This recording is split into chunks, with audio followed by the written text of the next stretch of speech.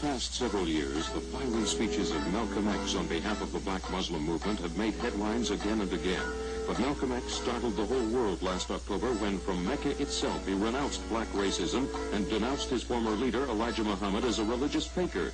Tonight we present the dynamic and controversial Negro leader himself, Malcolm X.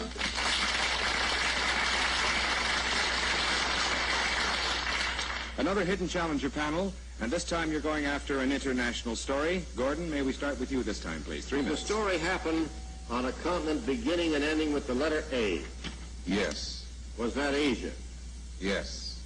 Was it east of India? No. Was it in India?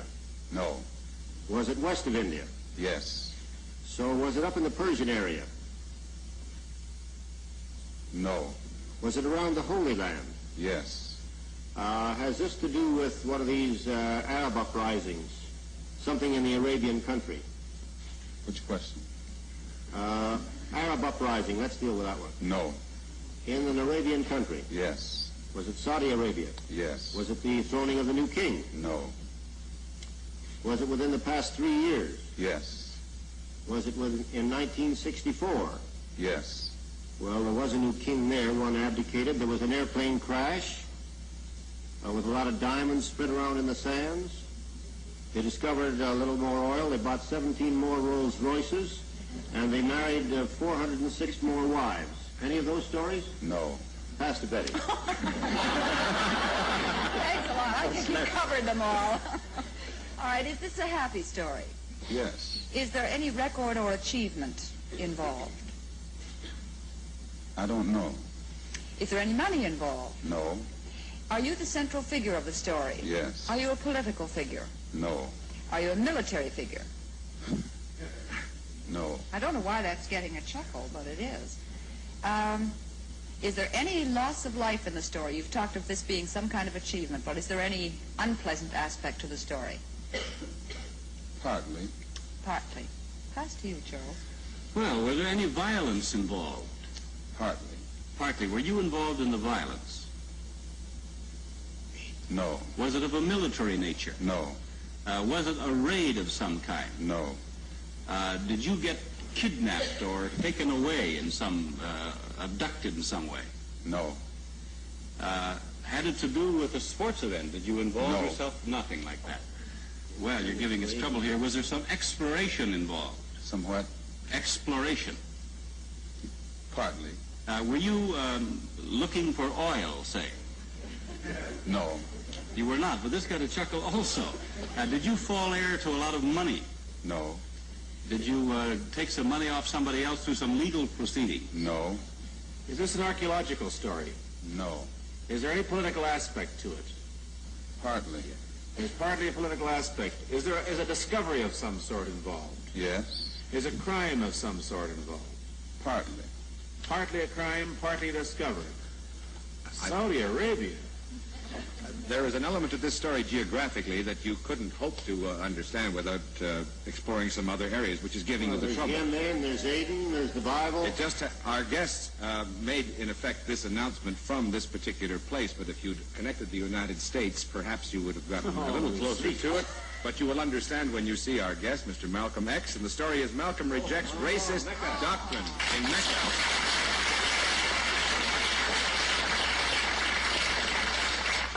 There was no way of getting you back on the track without giving it away. We knew the story would give you trouble, and it did, and we want to talk with our guest in just a moment. We'll do that, but first this message from the makers of Du Maurier cigarettes. In sharp contrast to the goal of integration sought by such civil rights leaders as Dr. Martin Luther King, has been the goal of black nationalism espoused by the black Muslim movement in America. In recent years, growing crowds have listened to the argument that the Negro in America can never find justice in a society dominated by whites. Leader absolute of the black Muslims is Elijah Muhammad, the messenger of Allah. He has led and spoken for the movement since its early days, some 30 years ago. But in the last few years, the most dynamic and prominent black Muslim spokesman has been Malcolm X. A year ago, a rift developed between Elijah Muhammad and Malcolm X, and the fiery Malcolm X quit Elijah's movement.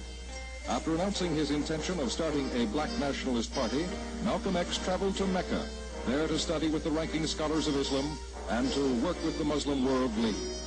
In October, in 2 letters from Saudi Arabia, Malcolm X rejected the philosophy of black racism and called Elijah Muhammad a religious faker.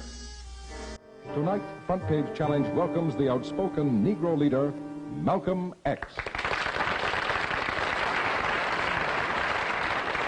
Sir, what's the real reason why you two men split? Is it merely ideological, or is it personality? What else? Probably personality.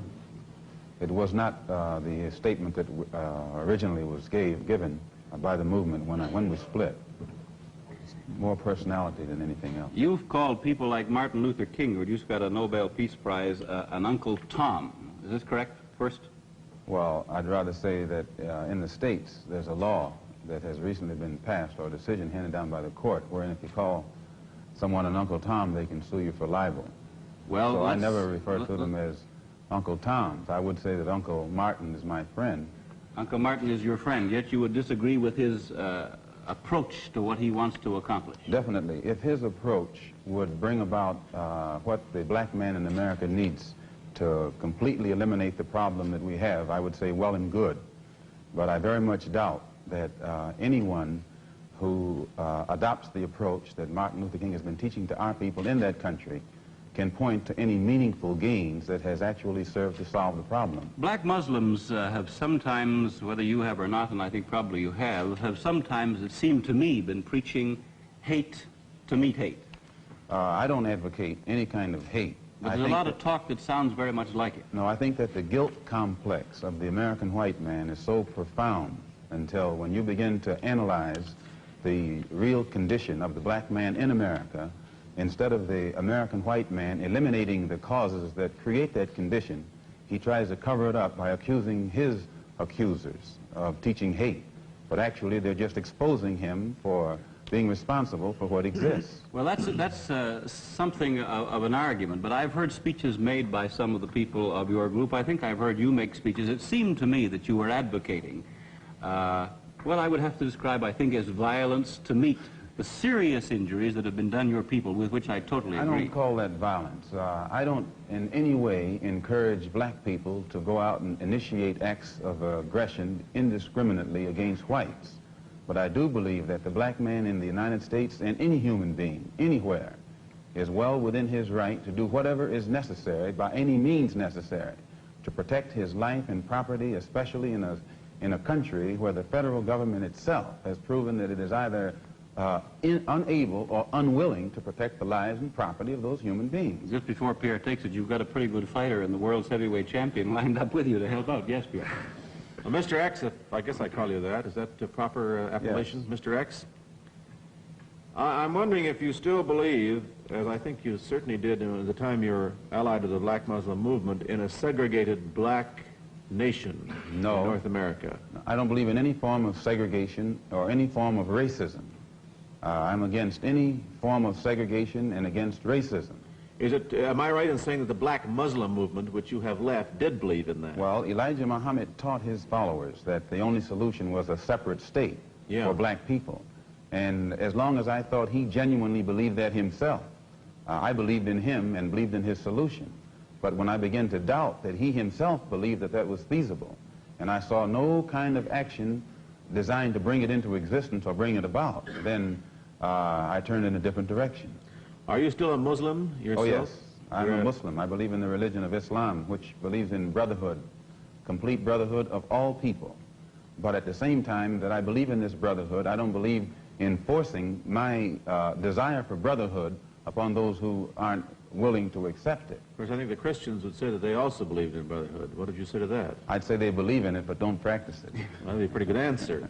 Sir, when the muezzin goes up in the minaret twice a day, he cries to the world, there is but one God, and he is Allah.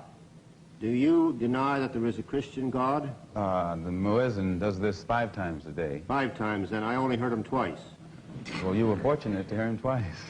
But he does this 5 times a day, and the same God that he says that he expresses the existence of is the God that the Christians profess to believe in themselves, and the God that the Jews believe in. One God, the creator of the universe.